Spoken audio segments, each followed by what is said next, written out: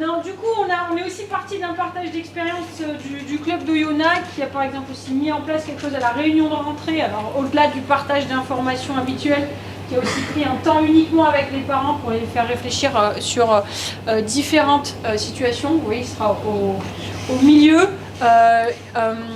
Il y a un guide qui leur a été transmis, c'est un guide que j'avais créé pendant ma thèse, donc il leur a été transmis à eux de voir s'ils voulaient après, on va dire, se l'approprier. Et il y a eu un deuxième temps d'échange en octobre, il me semble, après c'est ça, je dis pas de bêtises, avec les parents. Et une volonté d'en faire un troisième en janvier-février qui cette année s'est pas fait dans le jus de l'action, mais qui était une perspective pour l'année prochaine. Donc la perspective c'était aussi en gros 3 temps. 3 temps avec les parents et une réflexion sur comment inclure les parents dans les entretiens individuels, ou en tout cas comment être sûr qu'ils aient bien l'information transmise pendant ces entretiens individuels. Et ça rejoint un peu toutes les problématiques qui ont été soulevées ensuite. Je trouve qu'il y a beaucoup de problématiques qui ont été soulevées en lien avec l'annonce de la non-sélection ou l'annonce du fait qu'on ne fera plus partie d'un collectif, la sortie. Et ce qui a été partagé, c'est que généralement, quand même, ça se passe mieux quand ça a été un peu anticipé. Donc du coup, quand les parents ont pu avoir un œil sur l'évolution de l'enfant. Ce qui implique du coup de devoir en gros communiquer avec les parents de façon, on va dire, régulière et pas uniquement à la réunion de sortie. Et donc là, c'est toute une réflexion que malheureusement, on n'a pas eu le temps d'avoir non plus sur tous les leviers d'action. Donc je vais me permettre on va dire de finaliser un peu les réflexions par rapport à ça avec 2 champs d'action selon moi possibles pour les structures. On va dire un champ d'action qui est vraiment lié à votre rôle de structure de communication d'information qu'il faut peut-être développer, mais qu'il faut bien réfléchir, parce qu'on l'a bien vu aussi, notamment avec les dérives de la surinformation ou du fait de rendre consommateurs peut-être les parents. Ces champs d'action possibles, moi je les identifie, ma connaissance au terrain, mais aussi de 2 travaux que j'ai pas eu le temps de vous présenter tout à l'heure, sur des besoins qu'on a identifiés avec des parents et des entraîneurs en structure, et sur la relation parents-entraîneurs. Une info par rapport à ça, c'est que de ce qui ressort, en tout cas dans les premiers résultats qu'on a, parce que c'est vraiment des études exploratoires, c'est que le lien de confiance que vous allez pouvoir créer avec les parents dès le début, va fortement impacter la relation sur le long terme, et donc les quantités d'infos qui vont vous demander, la crédibilité qu'ils vont donner par exemple à vos choix, c'est fortement impacté par cette relation de confiance qu'il y a au début. Donc bien qu'il faille bien sûr communiquer un certain nombre d'infos organisationnelles notamment pour qu'ils puissent comprendre comment fonctionne l'écosystème, c'est aussi important de créer un lien humain avec eux et de peut-être, un exemple concret, pouvoir passer 5 minutes avec chaque parent qu'on ne connaît pas quand il arrive dans la structure, parce que ça participe aussi en fait à rassurer les parents, à s'apercevoir que vous êtes aussi une personne, et une personne qui a des valeurs qui peuvent potentiellement correspondre aux leurs. Et du coup, ça simplifie souvent les échanges par la suite. C'est un peu. Alors, l'action numéro 1, je pense que vous l'avez beaucoup expérimenté, certains, c'est la réunion de rentrée à faire en présentiel. Parce qu'il y a aussi des structures qui peuvent des fois les faire en distanciel quand ils ont des gens qui viennent de loin. On pourrait discuter des heures sur le contenu de cette réunion de rentrée. En 30 secondes, bien sûr, donner toutes les informations organisationnelles liées à votre structure, l'objectif de la structure, la valeur de la structure, c'est ce qui a pu être fait par exemple à Oyonnax. Mais ce qui me semble important aussi, c'est de profiter de ce moment-là. Les parents sont quasiment tous là, vous en avez beaucoup. Profitez de ce moment-là pour travailler avec eux justement sur leur rôle. Alors à vous de définir exactement sur quoi vous voulez travailler, mais prenez ce temps pour pouvoir interagir avec eux, positionner leur rôle, sans uniquement simplement faire de la descente d'informations. Alors dire, vous, votre rôle c'est ça, moi mon rôle c'est ça, merci, au revoir, la saison va bien se passer. Je ne suis pas sûre que ça suffise. Si vous arrivez à mettre en place un travail en atelier, en identifiant vous les principales problématiques que vous pouvez avoir dans vos structures, essayez de l'orienter là-dessus. Ça peut être un moyen, entre guillemets, je pense, coût-bénéfice assez important. Ça peut être doublé d'un livret d'accueil, parce que malheureusement, vous allez, lors de cette journée d'accueil, vous allez donner beaucoup d'infos aux parents qui ne connaissent pas le fonctionnement. Et donc ça fait beaucoup d'un coup. Donc des fois, 6 mois plus tard, vous allez dire « ouais mais ça je l'avais dit, en réunion de rentrée, vous ne pouvez pas dire que vous le découvrez ». Au final, ils le découvrent un peu quand même, parce qu'il y avait beaucoup d'infos. Donc doubler ça, entre guillemets, par un livret d'accueil qui présenterait, je sais pas moi, le staff, les coordonnées, qui contacter en fonction de la question qu'on a, le calendrier sportif, enfin voilà. À vous de réfléchir, mais je pense que ça peut être aussi un moyen, quelque chose qu'on actualise juste chaque année, donc ça coûte un peu la première année, mais les années suivantes, ça devrait coûter peu.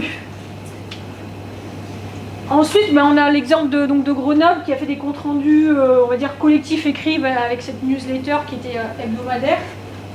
On sait que, j'imagine que vous avez eu ces débats-là, mais on peut se poser la question de la fréquence.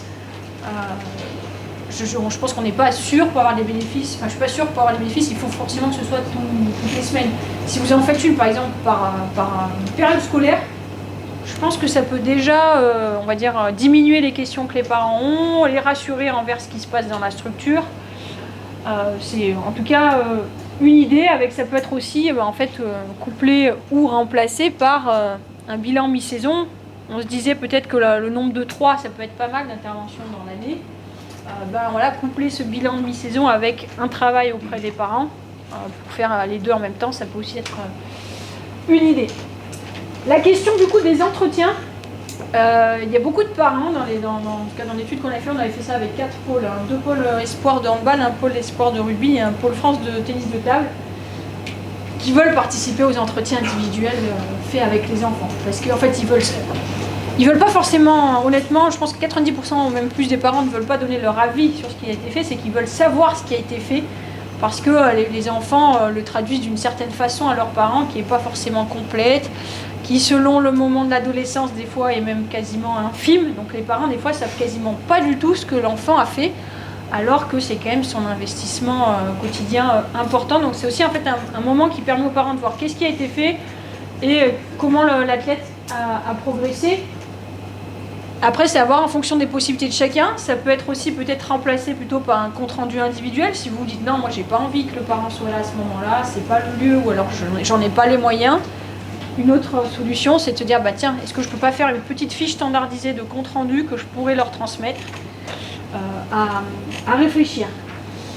Enfin, les 2 dernières actions, c'est plutôt chose au long cours, c'est leur donner l'opportunité d'échanger entre eux.